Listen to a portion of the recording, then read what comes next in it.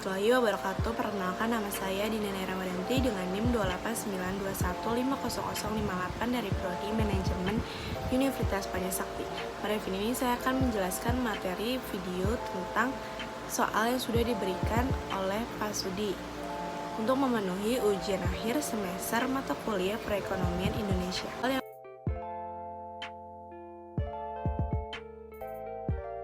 Pertama yaitu jelaskan klasifikasi tenaga kerja di Indonesia menurut Undang-Undang Tenaga Kerja Nomor 13 Tahun 2003.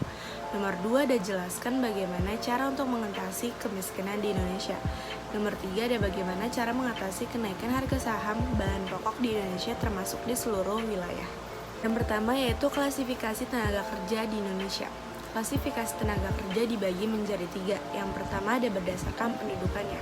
Pendudukan dibagi menjadi 2, yaitu ada tenaga kerja dan bukan tenaga kerja.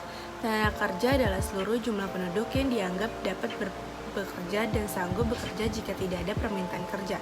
Menurut Undang-Undang Tenaga Kerja, mereka yang dikelompokkan sebagai tenaga kerja yaitu mereka yang berusia antara 15 tahun sampai dengan 64 tahun. Yang kedua, bukan tenaga kerja adalah mereka yang dianggap tidak mampu dan tidak mau bekerja meskipun ada permintaan bekerja menurut Undang-Undang Tenaga Nomor 13 tahun 2003. Mereka adalah penduduk di luar usia, yaitu mereka berusia 15 tahun dan berusia di atas 64 tahun. Contoh kelompok ini adalah para pensiunan, para lansia atau lanjut usia, dan anak-anak. Yang kedua, berdasarkan batas kerja. Dibagi lagi menjadi 2, yaitu angkatan kerja dan juga bukan angkatan kerja. Angkatan kerja adalah penduduk usia produktif yang berusia 15 sampai 64 tahun yang sudah mempunyai pekerjaan tetapi sementara tidak bekerja maupun yang sedang aktif mencari pekerjaan.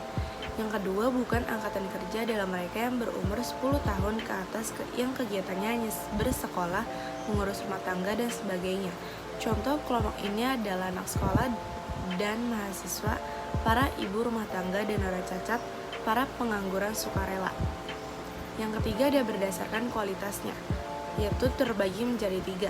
Ada tenaga kerja tidak terdidik, adalah tenaga kerja yang memiliki suatu keahlian atau kemahiran dalam bidang tertentu dengan cara sekolah atau pendidikan formal dan non-formal.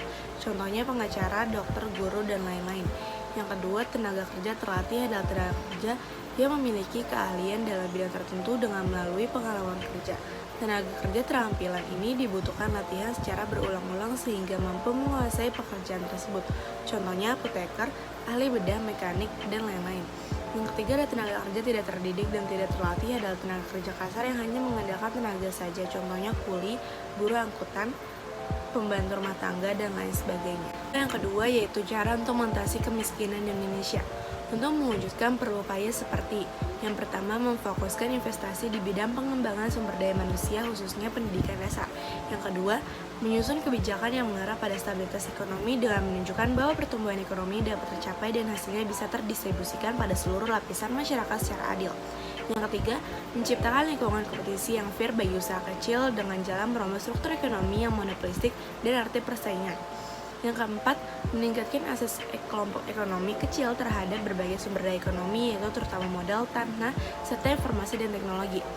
Yang kelima, menghapuskan berbagai pungutan bagi usaha kecil. Yang keenam, mencabut distorsi kebijakan terhadap produsen pertanian. Soal yang ketiga yaitu langkah-langkah dalam menangani kenaikan harga kebutuhan pokok.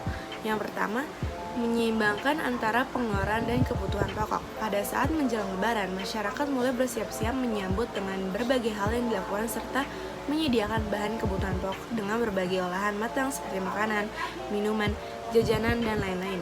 Hal ini yang menyebabkan pola konsumsi masyarakat mengalami perubahan, sehingga diharapkan masyarakat lebih memperhatikan kembali keseimbangan antara pengeluaran dan kebutuhan pokok, serta mengendalikan hasrat berbelanja dengan jumlah yang sangat besar karena akan menyebabkan kelangkaan terhadap barang kebutuhan pokok.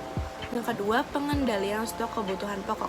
Kenaikan harga pangan yang sering terjadi ternyata berpengaruh besar terhadap ketersediaan bahan pangan, apalagi sebagian besar bahan pangan yang ada di pasar tradisional maupun modern mayoritas diperoleh dari impor. Selama Indonesia masih tergantung pada bahan pangan impor, kenaikan harga pangan akan terus melambung tinggi setiap tahunnya. Ditambah lagi dengan kebijakan pemerintah yang menyerahkan pengadaan pembuatan harga pangan kepada mekanisme pasar yang selalu membuat harga kebutuhan pokok tidak pernah normal atau selalu mengalami kenaikan setiap menjelang Lebaran. Sehingga perlu diadakan pembuatan desain kebijakan yang lebih luas, dapat diterima masyarakat, serta lebih utama dari kebijakan sebelumnya yang dapat bermanfaat untuk masyarakat. Pengendalian harga barang kebutuhan pokok juga dapat dilakukan dengan dua cara hal, yaitu yang pertama mengendalikan persediaan barang pokok kebutuhan pokok yang bertanggung jawabnya dipegang oleh pemerintah, produsen, dan pedagang. Pemerintah bertugas sebagai pengatur ketersediaan barang untuk disalurkan di setiap pasar. Produsen bertugas sebagai memproduksi dan menyediakan barang kebutuhan pokok dalam jumlah yang sangat besar, sehingga para pedagang tidak lagi melakukan penimbunan barang. Pedagangan bertugas sebagai penadah barang produksi kemudian dijual belikan kepada konsumen. Yang ketiga, mengubah gaya hidup. Gaya hidup masyarakat yang cenderung boros ketika menjelang Lebaran merupakan pemicu terjadinya kenaikan harga barang pokok.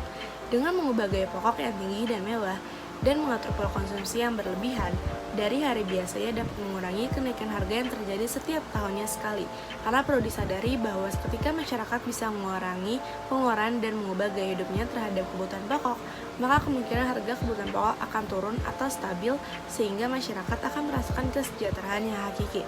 Solusi kepada masyarakat ketika mengkonsumsi barang kebutuhan hidup yang tinggi dengan cara menggunakan barang substitusi.